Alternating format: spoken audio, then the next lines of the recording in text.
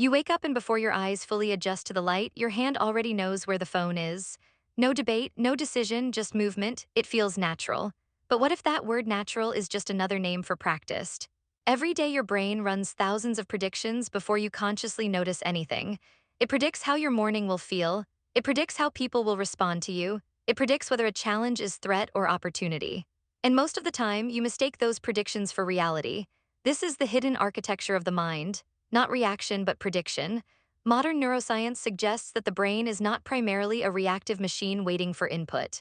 It is a predictive engine constantly generating models about the world and then comparing those models to incoming sensory data. When the prediction matches the input, you feel stability. When it does not, you feel surprise. Over time, the brain refines its predictions by minimizing error. If a certain situation repeatedly produces embarrassment, the brain begins predicting embarrassment before the situation fully unfolds. The body responds early. Heart rate shifts, muscles tighten, attention narrows. By the time you consciously interpret what is happening, the prediction has already shaped your physiology. This means much of what you experience as emotion is not simply response to the present moment. It is the brain attempting to confirm what it already expects.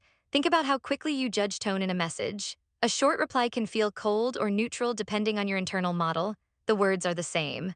The interpretation differs. That difference is built from past reinforcement.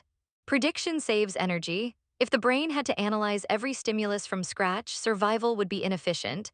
By forecasting likely outcomes, it prepares the body in advance. This is adaptive in dangerous environments. But in modern psychological landscapes, the same system can amplify imagined threats. Consider anxiety. From a predictive perspective, anxiety is the brain assigning high probability to negative future outcomes. It mobilizes the body to prepare.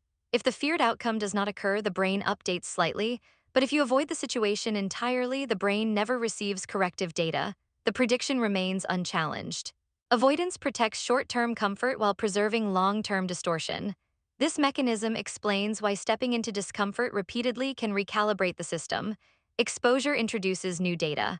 When the predicted catastrophe fails to materialize, prediction error forces adjustment. Slowly, the model updates. Confidence is not a personality trait in isolation. It is a history of predictions that turned out manageable. Each successful navigation reduces perceived threat in similar contexts. The brain learns that the cost is lower than expected. The same predictive loop shapes relationships. If early experiences taught you that vulnerability leads to rejection, the brain may predict rejection whenever intimacy deepens. Subtle behaviors then align with that forecast. You withdraw slightly, you test indirectly. You become guarded. Those behaviors can create the very distance you fear.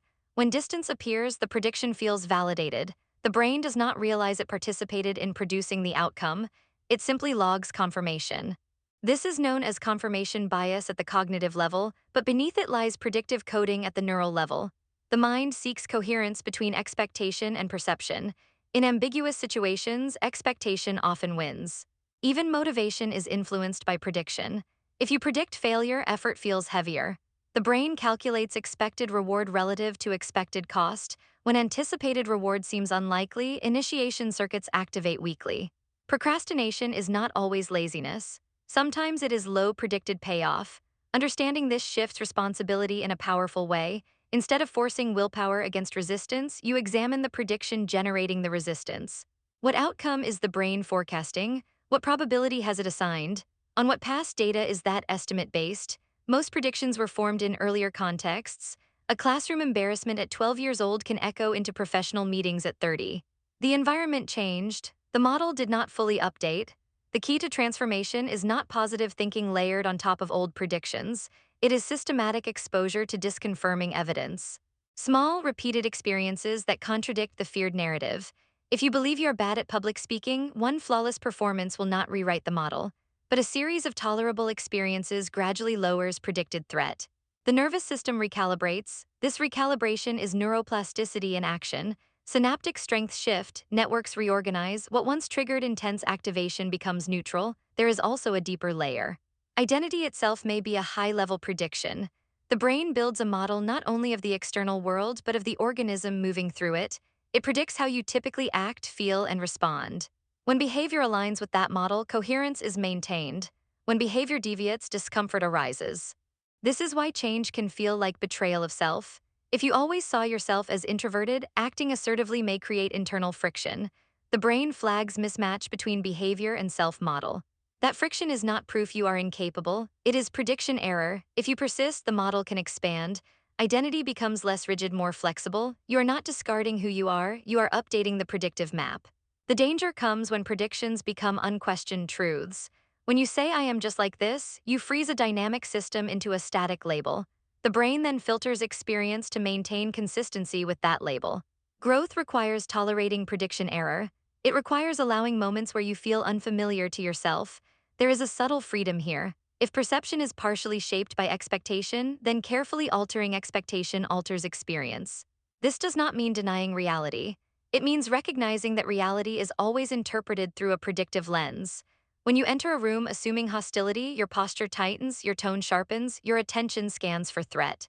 You will likely find confirming signals. When you enter assuming neutrality, the same room can feel different.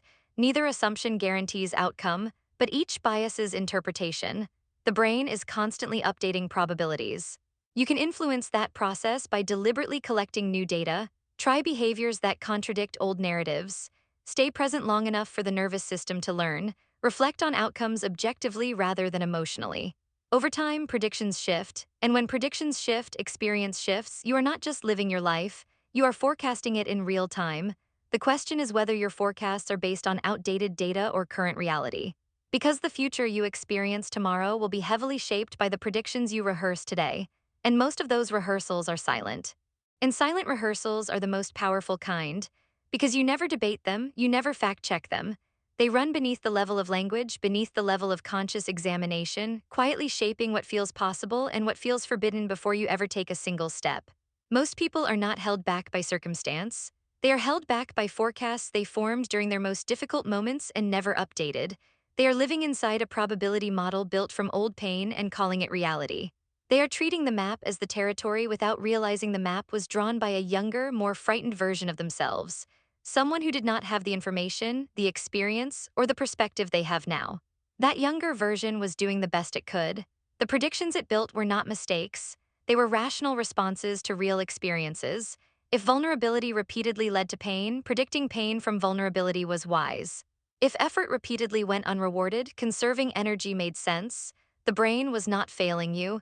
It was protecting you using the only data it had. But protection designed for one environment can become a cage in another. And the brain will not automatically recognize when the environment has changed.